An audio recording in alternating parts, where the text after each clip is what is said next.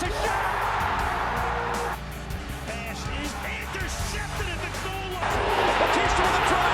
Deep left field. No doubt about it. Knockout takes. Almunia saves. Knockout follows in. Almunia saves again. You believe in miracles? Yes! Hard hit into right. Back at the wall. Tie game!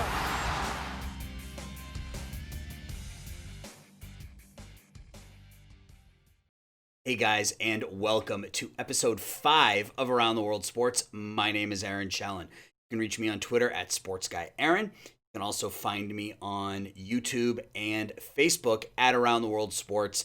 And audio recordings of this and all of my interviews are available everywhere podcasts are found.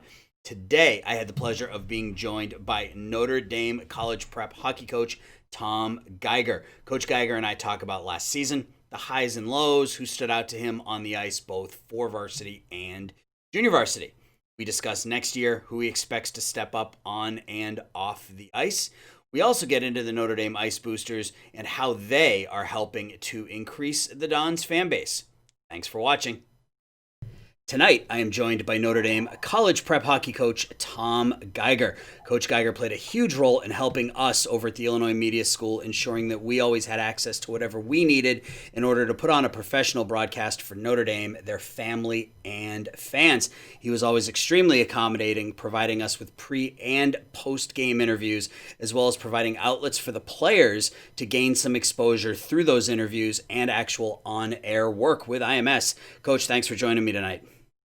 Yeah, my pleasure. It's good to see you, Aaron. Yeah, you too. So let's jump right into this. Let's start a little bit with your background. Currently, you are the JV head coach and one of the assistant varsity coaches, correct?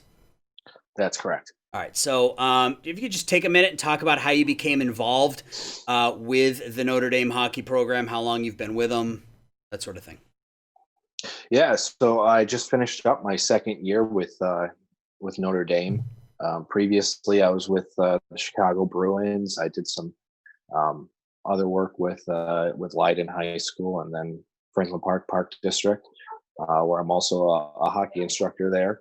So yeah, kind of fell into Notre Dame by chance. I saw their job posting, and the rest is history, as you say. That's right. So, all right, let's start. Let's talk a little bit about last season. Obviously, things didn't go from a records perspective. Things didn't go the way I think anybody really would have wanted. But just from talking to you throughout the course of the season, I know that there were some positives that came out of both the varsity and the JV clubs, even though the records were less than really what we would have wanted. So can you just take a minute and talk about some of the good, some of the positive things that you took out of this past season for both clubs, really? Yeah, I mean, I think we had two young teams last year. Our junior class is extremely large from last year. They're moving up to be seniors. So we're going to be graduating a lot after this upcoming season, and our freshman class is also very large. That we had at the JV level. I think we had 2 sophomores on the team at the JV level.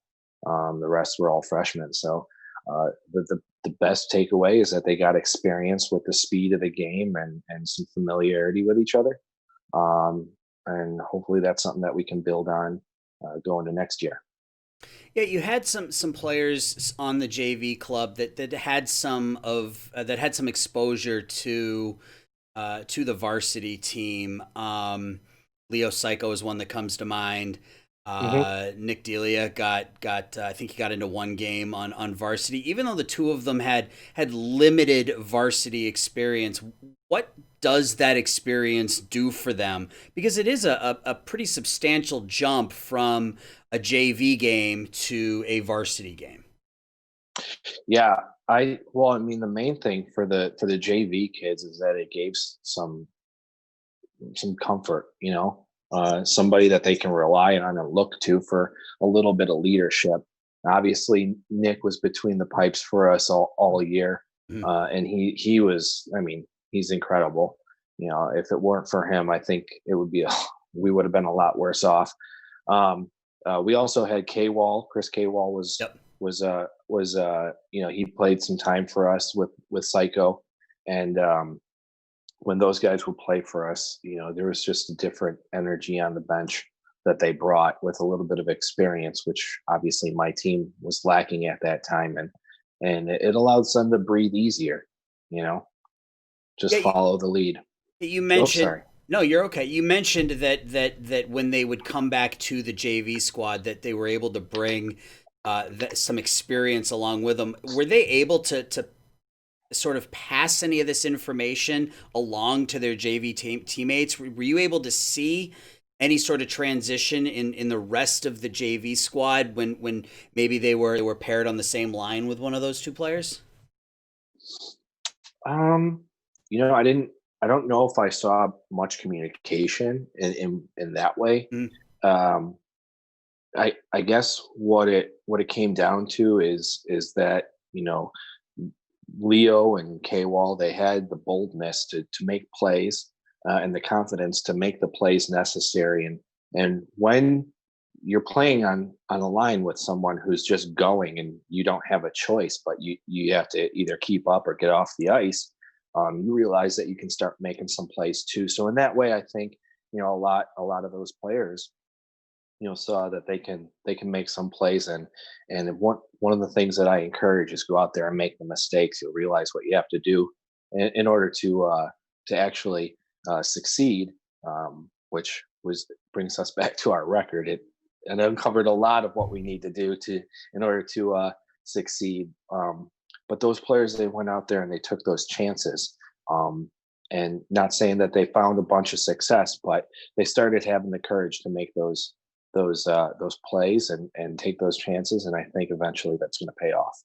So that time on varsity gave them the confidence to to make those plays when they were on JV that maybe they wouldn't have made previously. Absolutely. Yeah, absolutely. So the flip side of good obviously is the not so good, and with both clubs only winning one game throughout the course of the season, there was some stuff that both teams needed to work on. What are some of the I would say the biggest areas of opportunity that you saw from both teams that you're hoping you kind of see a step forward as we move forward? Oh, that's a good question. Um,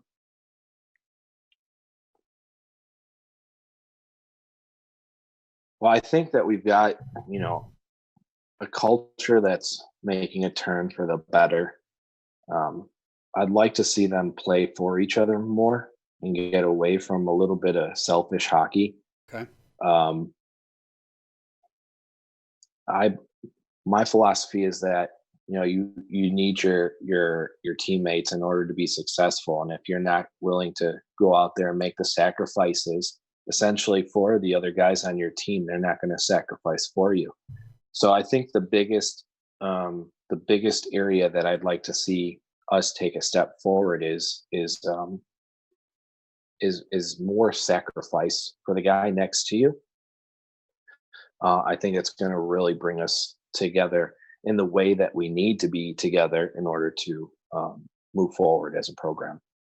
Do you think that will impact? Because one of the things that I think we both noticed throughout the course of the season was it almost seemed like both clubs struggled with success. There were Hmm. there were a lot of games where you were either up early or you were Hmm. playing with some of the you were staying with the better teams in your conference, but something would happen and then all of a sudden you were down 3 goals. Do you think Yeah. that unselfishness, that playing for the person to your left and to your right, do you think that will help kind of that ability? If something goes wrong, it doesn't need to just fall apart. Do you think the ability to play for that person next to you will help that going forward? Yeah, I think what that does. It's a shift in mindset. It makes you mission oriented, so you can't indulge your emotions as much, which is something that we have. You know, uh, for our JV team, I thought we fought to the end a lot, but we also, um, even though your legs are going, maybe your mind is still a little bit defeated, and that's not something that you can afford to do. Plays happen all day. The puck's going to bounce one way or the other in every game. No game is won or lost before the puck drop. That's why we play them. So each game we have the ability to go out there and be competitive and ultimately sneak one out or win one flat out, or we can lose it. We got to get out there and we've got to play those games. But it comes down to having the mindset that after a play is made, it's done. So it's always, I mean, you always hear them telling a goalie, worry about the next shot, the next puck, the next rebound, whatever it may be, and have a short memory. But the same thing applies to the players as well. You can't get too high and you can't get too low. You got to worry about what your next shift is and making it better and building and communicating with your teammates to achieve that. And I think that's exceptionally hard coaching at the level that you're coaching at. I have a daughter who turns 21 tomorrow. So, I got through those teenage years with one of my kids. I've got three more on my way there. Trying to teach a teenager to not be emotional is a full-time job in and of itself, I would imagine. Yeah. Yeah. I mean, the hockey game is an incredibly emotional game. You can tell. Obviously, you probably hear it better than I can with all the parents being right next to you. Yeah, I can. But if you don't think it's an emotional game, you can just ask our referees; they'll tell you right away. So I mean, I think it's an incredibly hard thing to do. But if somehow you're able to find a way to do that, if nothing else, I think we're setting these kids up pretty good for the rest of their life. And really that's what high school sports is about, right? Is Absolutely. setting these kids up and teaching them life skills, because let's face it, 99.9% of these kids aren't going to go on to do this professionally, but the things they can learn playing high school sports will serve them, for the next 60, 70 years of their life. Absolutely. So, Coach, were there any players who surprised you over the course of the season? And I know as a coach, it's probably hard to single out individual players, but were there any players that maybe you didn't expect to step up, who ended up playing a larger role than you had originally anticipated? Are you? Is that team specific or just in general? Varsity or JV, either or both, if there are players for both teams. I think I thought there were some players that did some nice things on the varsity team. Um, I really liked Ryan Sheen's game all year. I mean, I thought he flew under the radar, and he was near the top in points. We spent some significant time with injuries um, and other issues as far as um, penalties and so forth with some of our top players that he quietly had a really nice season on both sides of the puck, which is very impressive, playing a full 200-foot game. I think someone who plays with a lot of confidence on the defensive end for the varsity level, and I thought also flew under the radar and probably didn't get enough credit, was Brady Gill. He goes out there and he does he does the dirty work, I would say, for the for the defense. He makes a lot of hits, which is part of the game, and those can be energy boosts to the team. He went out there. Jacob Kanarowski went down with an injury, unfortunately, and he's a big time shot blocker. And Brady stepped up, and he ended up blocking a bunch of shots for us on the varsity level as well. He doesn't have the most top end skill, but I thought he picked his spots well when he was going to take the puck up and chip in offensively. So I thought he did a nice job there. On the JV side, Owen Weber had a slow start, but he started popping in some points. There were some consistency issues there. I expected big things from him, and he did well. Duffy was pretty decent as well for us as well, as far as scoring points. And the one trap that I was worried about with them is that once you start scoring some points, you start falling into that trap, like I mentioned, that's what they get hungry for, and that's all they see. It's a little bit selfish. But I thought, it was, I thought it didn't necessarily go that direction. And they were receptive to me, talking to them. Hey, there's more than just you out there. Oddly enough, I'd say somebody who somewhat surprised me, and I heard this through the grapevine, was and he's a little awkward, and I'm sure he's all right with me saying that because he's a bit of a goofball, would be Vincent Feldman, who for some reason always found himself around the puck. He understood his role exceptionally well. I know that he spoke with his line mates and said, look, I know I don't belong on this line. Tell me what you need me to do and I'll do it. And he communicated one of the best on the bench with his line mates. And he was just an idiot in a nice way, as far as being a glue guy that just kept everything light. We talked about, some of his decision making as far as, that one fight that he got in. But I thought, for a guy with his skill set, I was impressed with how he approached the game with his teammates. And I'm hoping, maybe he can build his skill set because his mentality is right. And then on the defensive side, I would say I liked Foley's growth throughout the year.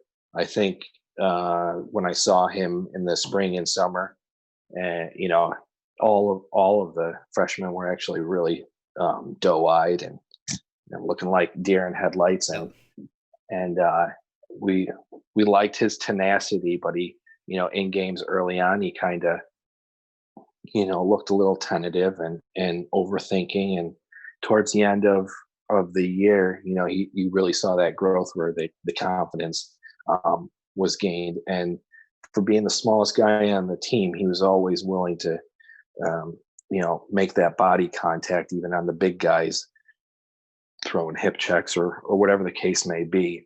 He was willing to do that, and that's something I thought was impressive for me. Yeah, every team needs one of those little scrappy dudes, right? I mean, every team needs that guy who will go up against someone who's got 50 or 60 pounds and 6 inches on him and shows no fear. Because if that guy will do it, there's no excuse for anybody else not to do it.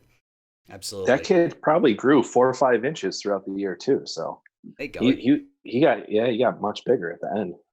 You put on some weight and you'll have something. Yeah. Absolutely.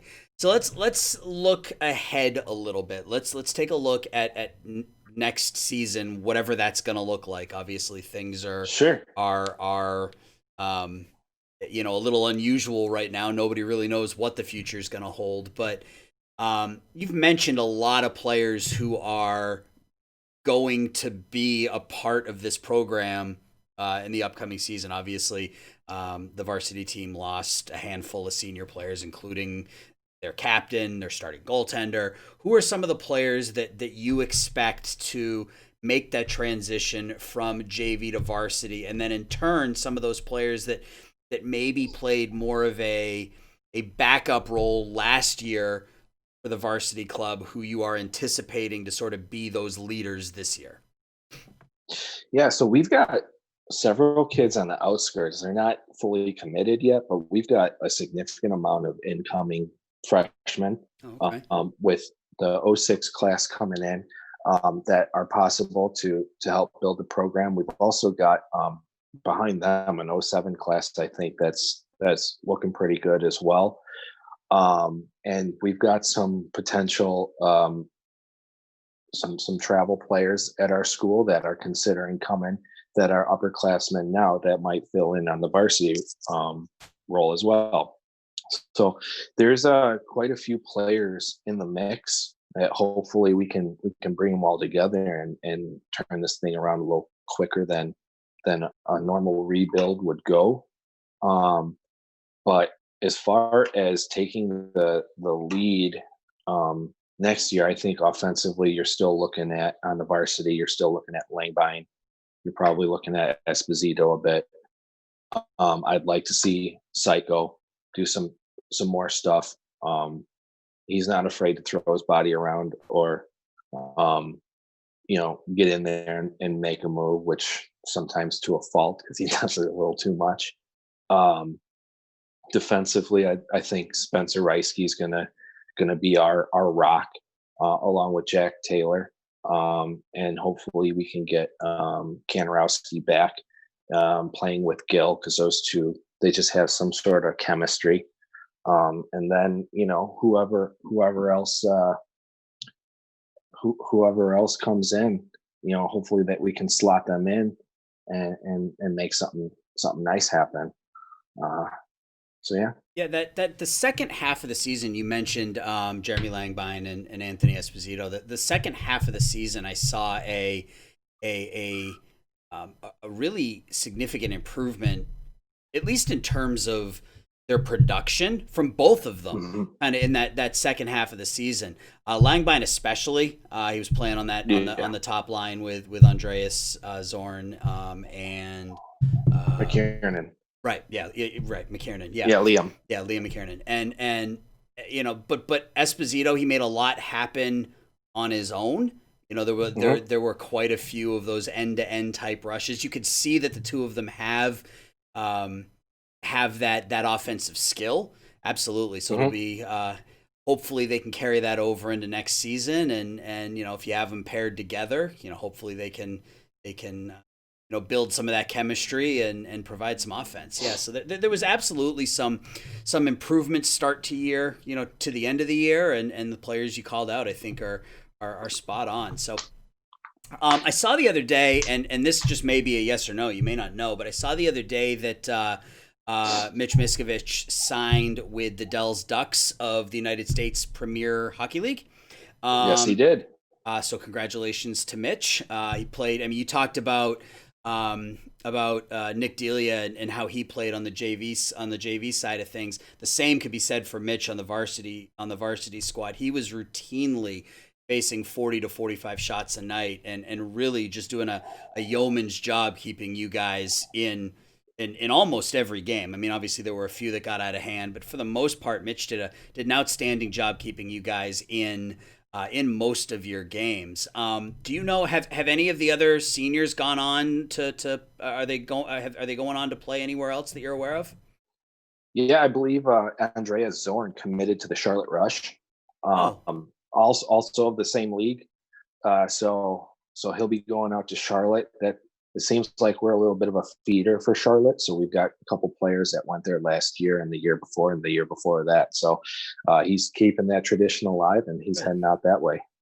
Yeah, it's always nice when these guys get the opportunity to, they want to play as long as they can, so this is a great opportunity for the two of them to develop their skills. And I mentioned just a second, we talked about Nick and Mitch. I mean, what is it about the goaltending situation at Notre Dame? I mean, you guys, you struggle in certain areas, but it's got to be nice that starting on the back end, you don't have to worry about what's happening in goal for you. You've got a rock back there, and you can kind of just worry going forward. I mean, is it just luck, or what is it that allows you guys to have that goalie tandem that's just been really, really successful?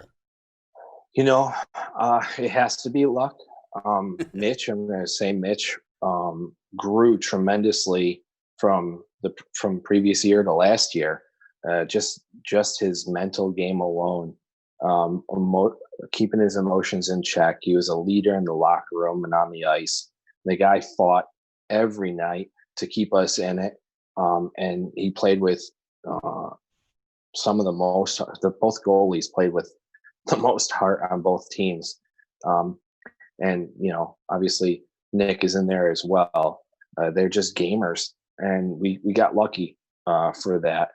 Um, they're competitive and they don't like losing, and I think that's how we got lucky, is just their compete level.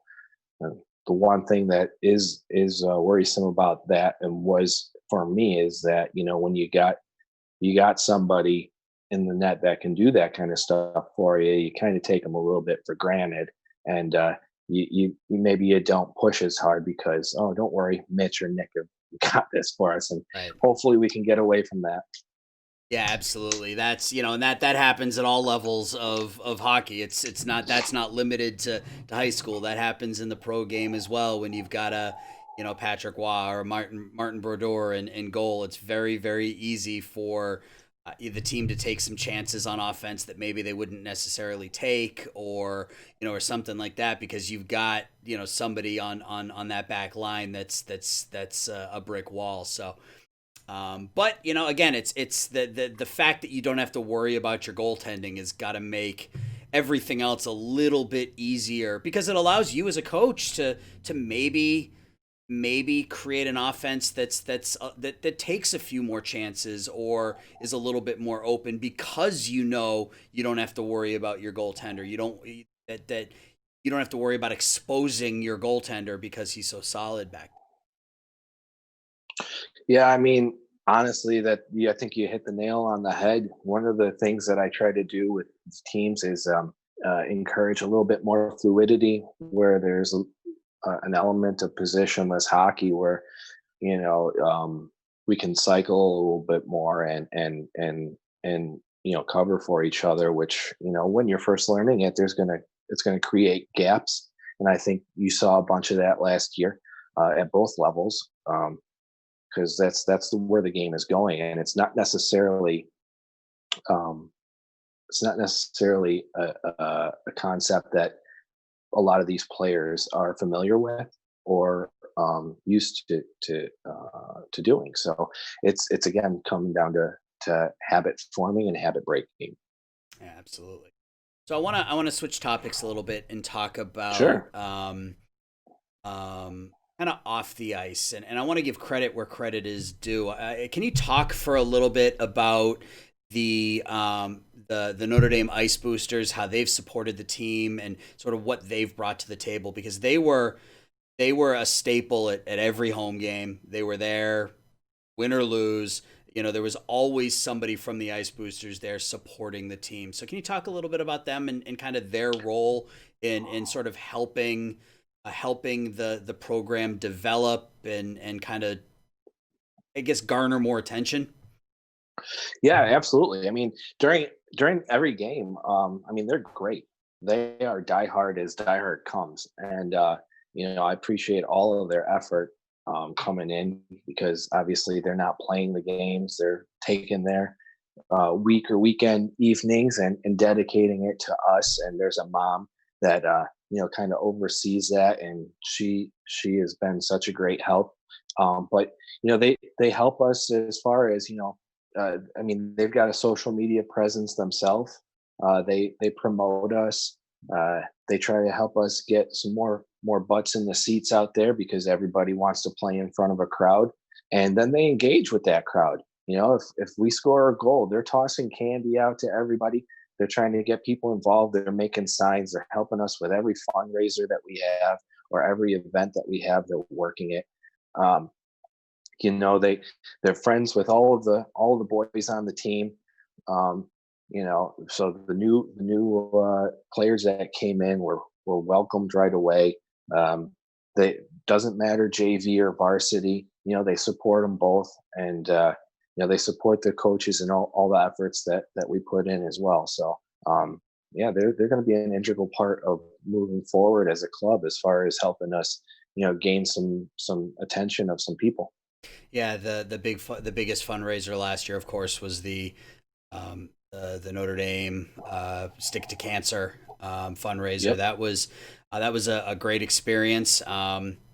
we had basically a full house for those games, and a lot of fun stuff going on there, and you could see that they care about sport, they care about the team, they care about the kids, and that's what boosters are supposed to do. That's what they're there for, and they absolutely make a difference. And yeah, you guys are lucky to have them as kind of that behind the scenes support. They handle a lot of things that maybe you as a coach don't have time to do.